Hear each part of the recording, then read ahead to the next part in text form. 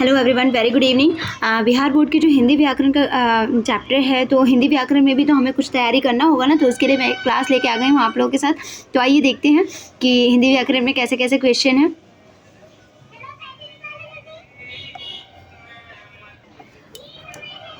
हाँ, तो गाइस देखते हैं हिंदी व्याकरण में सबसे पहला क्वेश्चन है, संज्ञा किसे कहते हैं। ठीक है, तो किसी व्यक्ति, वस्तु, स्थान या भाव के नाम का बोध कराने वाले शब्द को क्या कहते हैं? संज्ञा कहते हैं। ठीक है, जैसे राम, मोहन, सरिता, पटना।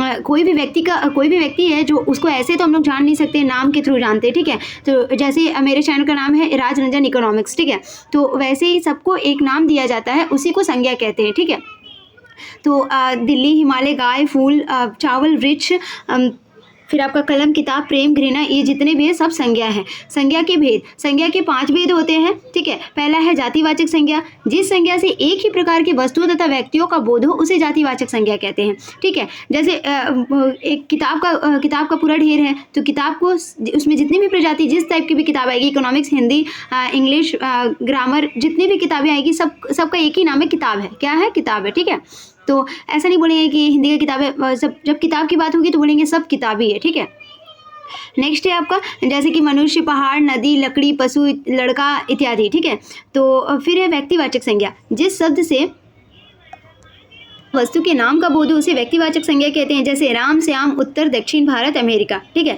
किसी खास व्यक्ति के, मेरा नाम अनीता है, तो मेरे नाम से मैं एक खास व्यक्ति के रूप में मेरे घर में, मेरे अभी सोसाइटी में अभी किसी का नाम अनीता नहीं है, तो मैं एक खास व्यक्ति बन गई। अगर मेरे को कोई नाम से बुलाना चाहता है तो नाम अनीता ही रख के बुलाएगा। ठीक है, तो खास व्यक्ति के नाम का बोध हो उसे व्यक्तिवाचक संज्ञा कहते हैं। अब है द्रव्यवाचक संज्ञा।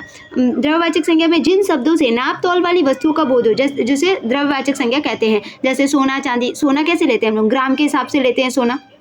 ठीक है, लोहा कैसे लेते हैं? लोहा किलो के हिसाब से लेते हैं। चांदी ग्राम के हिसाब से लेते हैं। दूध लीटर के हिसाब से लेते हैं। दूध लीटर के हिसाब से लेते हैं।